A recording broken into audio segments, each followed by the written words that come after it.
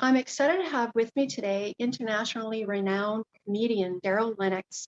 Darryl is here today to talk about his successful comedy career and his latest comedy album, Super Bloom. Yes, welcome, Darryl. How are you? Oh, I'm very great. Thanks for having me, Christine. It's an honor to be on your show. Well, it's an honor to have you, and congratulations on your album, Super Bloom. And what's the feedback been like so far? It's been exciting. People have seemed to connect with it. It's really a metaphor to not just my life, but I think some of that people can all relate about that from what seemingly is utter devastation can come out can produce pronounced beauty. So that's really a metaphor for my life, and I think people are resonating with it. So I've been really quite pleased with the response and the feedback. That's wonderful. No, I love the title. and and it was released recently, December 17th. Is that correct? That's right. Yeah, December 17th it released, and it was very cool, very exciting. Yes. And again, I love the title. And what was the inspiration behind it? Um, so as we've all gone through many tough things in life, right around 2018 or 19, not exactly sure. California, the fires in Northern California had really run rampant and destroyed a lot of that section of California, communities and homes. Some lives were lost. And if that wasn't enough, then there was torrential flooding from rain, which and so it was like fire flood, almost biblical. And so I was Mhm.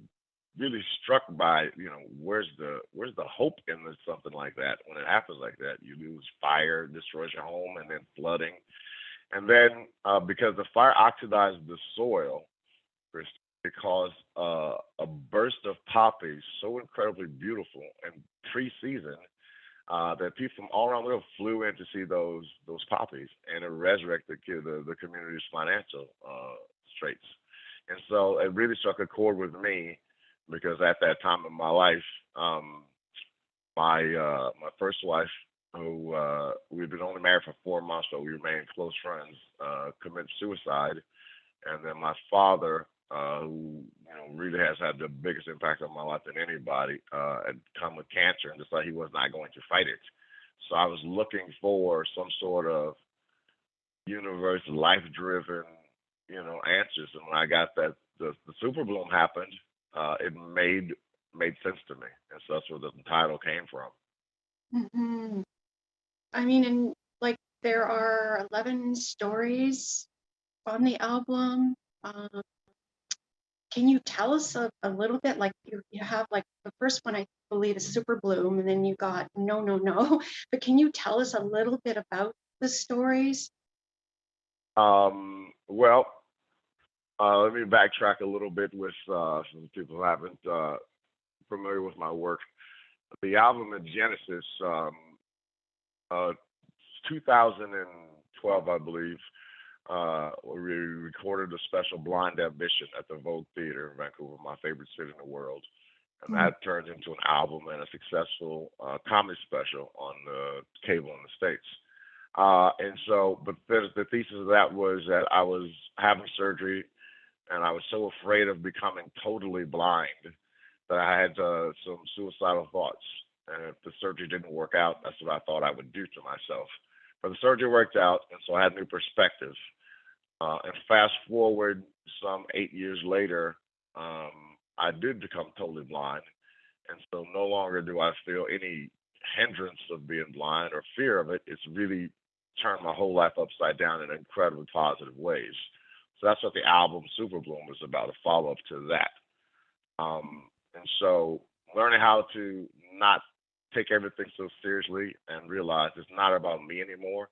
Because when I look into the mirror, Christine, I can't see me anymore. So life isn't about me. It's about making other people aware of how they're feeling and whatnot. So the after Super Bloom introductory track, the second track is called No No No, where I was standing on the street in Toronto waiting for a cab to get to the comedy club, and the driver knew I was visually impaired. It was instructed to call my name, and I walked toward the vehicle. So I walk over there with my stick, just hop in. So I I Yes. grabbed the driver's door and I sat on the driver. He was Oh, going, no, no, no. yes. so, Yes. I mean, uh, it's, yeah, yeah, I mean, it's like for your inspiration to write, would you say like it's your energy you get from others and how you feel like, um, like, can you tell us about, you know, how you feel, like your inspiration, like the energy you get from others? whatever they're feeling, I kind of can feel it energetically, and then Hmm. either I feel like they were brought to me or I was brought to them, so we can kind of see what purpose we're supposed to have in each other's lives. Sometimes it's just, I've had people just want to come sit next to me. So I don't know why, but I thought they just sit and talk to you for a little while. So okay, so I'll sit and talk to somebody. And there have been times when I need to just be out amongst people so I can feel other energies and hear sounds and other things. It's just life affirming. And I think in today's world, you know, so caught up in some of our dogmas and whatnot. But when you just get around people and feel energy and listen to them talk and whatnot, it can be healing in a lot of ways. It certainly is for me. Hmm. Like, Daryl, can you tell us like how has comedy evolved? Like you've been in the business for over 30 years, is that right? That's right. That's right. It'll be year 33 Wow. on January 1. Yep. Yeah. What a journey. How has it evolved? It's for myself surprising, but not much. Comedy in its essence as is still basically just a game of peekaboo. Um, Hmm. that's where your first sense of humor is as a child, right? Peekaboo, you could play that game 1,000 times over. The kid still laughs at it. The baby still laughs at it. So still the element of surprise. But how we get to the laugh, is slightly different, but it's still surprise. In terms of now, people feeling that it's a little, politicized, or people feel like there's, too much pushback from expression. I don't think it's any different than it ever has been. Um, but the better you are at it, the less you worry about those sorts of things.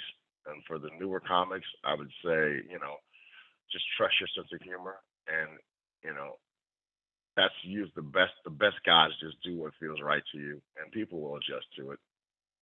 Hmm. Like, and also too, it's like we need comedy. We need it uh, more and more in our lives, and you are making a difference. You're impacting others, and like, how does it feel when you're on stage, or whether it's a small audience or a large audience, and they're laughing and they're really being entertained. Like, how does it? Can you tell us a memorable moment? Like, was there a time where it was just so fantastic, or is it always fantastic? um it's I love it. I've done my whole life for it, but after a while it wasn't about trying to get the laughs, um as much as it was, get so many people in a room, whether it be 2 or 2,000. There's almost like an energy collusion. There's a coming together of kind of one thought, one mind, the shared moment. It's very intimate. It's very intimate. If you ever been in love with somebody, you have one of those one moments where they're just in a movie that you both really get into, and somebody might cry, and it's one of those great moments. Maybe when you and the baby, and it's just a perfect moment of blended energies in this one moment. And so that's what I'm always trying to create when I'm on stage, um, with my voice and the way I speak, and how I can get them to laugh and find nuances about the town, or hear something the audience. I really try to create that really cool moment of we all coalesce into this one space. Hmm. And your passion for comedy, did you always want to be a comedian? No, didn't cross my mind until I was in college in Seattle, and I was in love. My Mm. first ever girlfriend was Margaret Reed. She's an Aquarius. She changed my life. She's 17 years older than I was. I was 20. She was 37. I was a big dreamer. Still am, if you can't tell. And I was from dreaming of playing pro basketball, and she had kids of her own, and here I was just a big kid, basically. And one day, after a couple of years, she said, "All you do is dream. You don't finish anything. All you do is talk and dream and don't finish it. What are you gonna do with your real life? What are you gonna do if you don't make it to the NBA?"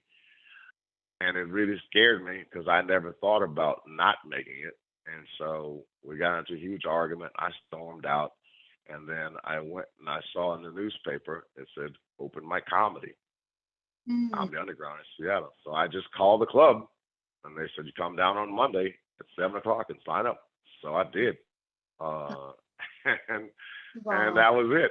I got on stage, and I've never had a job or stepped off stage since then.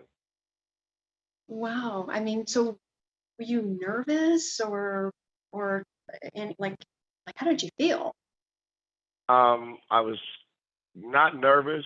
I had made up a goofy story about a movie I'd seen recently, and I wore my basketball jersey underneath my clothes for some confidence because I thought even if I bomb, nobody in this room is better than me at basketball. And to let you know when your time's up, there's a red light in every concert. There's a red light that blinks. There, you got 2 minutes to wrap it up or 1 minute to wrap it up. So there was a lady on stage at the open mic, and she was doing horribly poor. And she didn't see the light, so she's going longer and longer. You're supposed to do 5 minutes. She's up there around 7 minutes. So finally, the audience members started waving red candles at her. The whole crowd took. So that's when I got nervous. That's when I got nervous. Oh boy, this is not gonna happen to me. So when I get nervous, I get ready to fight. I get more okay. I'm gonna fight the flame rather than run from the flame. That got my intensity up, and then I was able to go on stage and do well. Yes. And Daryl, like how can you tell us about, being prepared? Like, how do you prepare for a show? Like, what's involved? Like, I mean, do you have any rituals? Like, your script, depending where you're doing your show and the audience. Like, can you tell us, you know, any any preparation tips that you use or rituals or All right, just because I like your voice, I'm gonna let you behind the curtain okay. thing. Um, so before I lost my vision, I would go for long walks in whatever neighborhood of the club I was in, and just look and feel for something I might be able to pick out.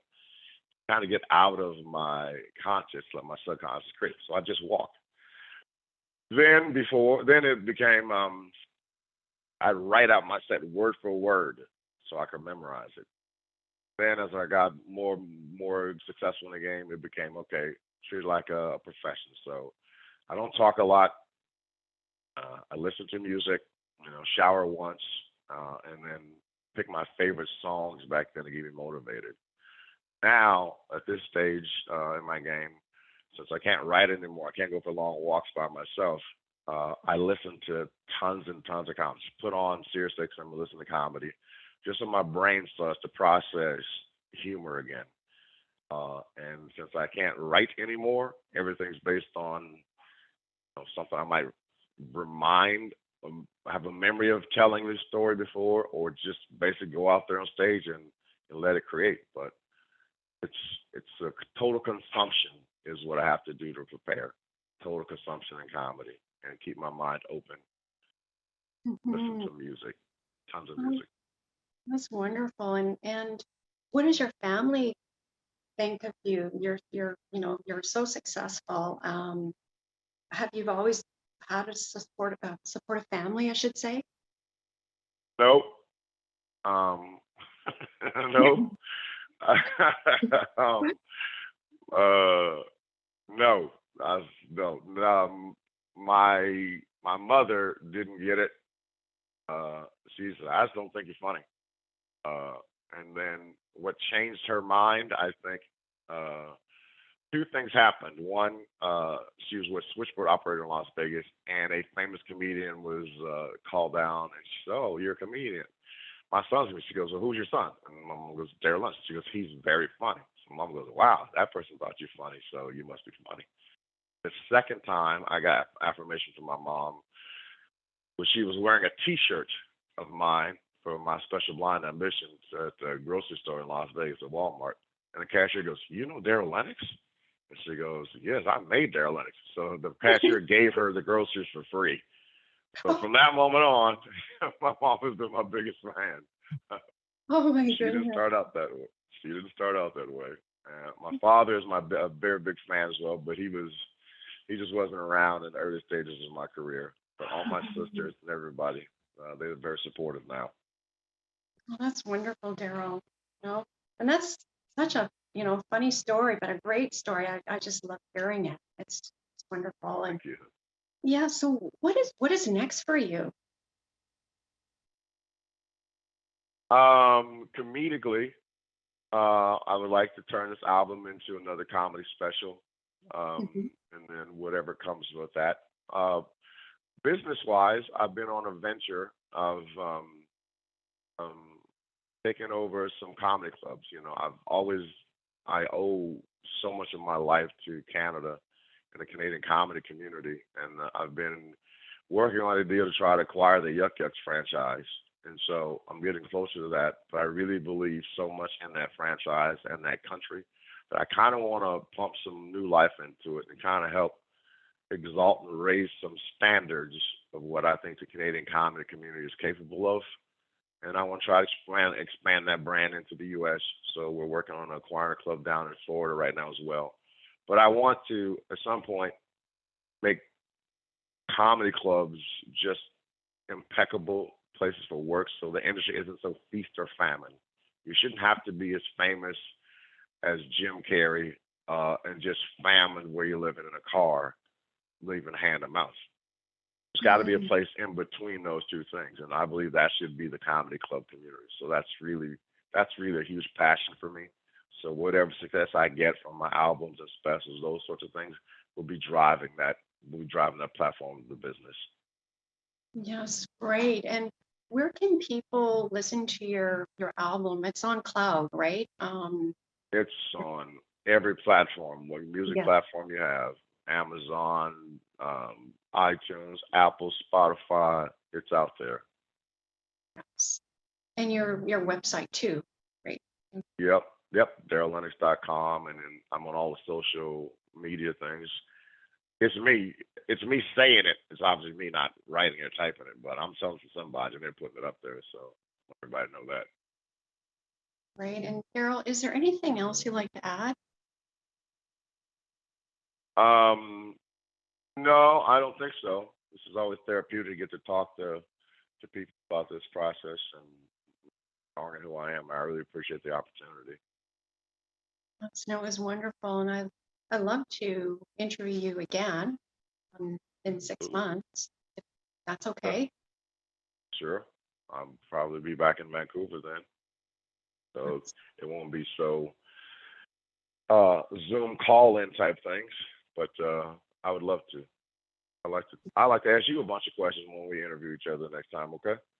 yes, yes, please do. I mean, it was a pleasure Okay. interviewing Thank you you very and much. sharing your stories, and thank you again.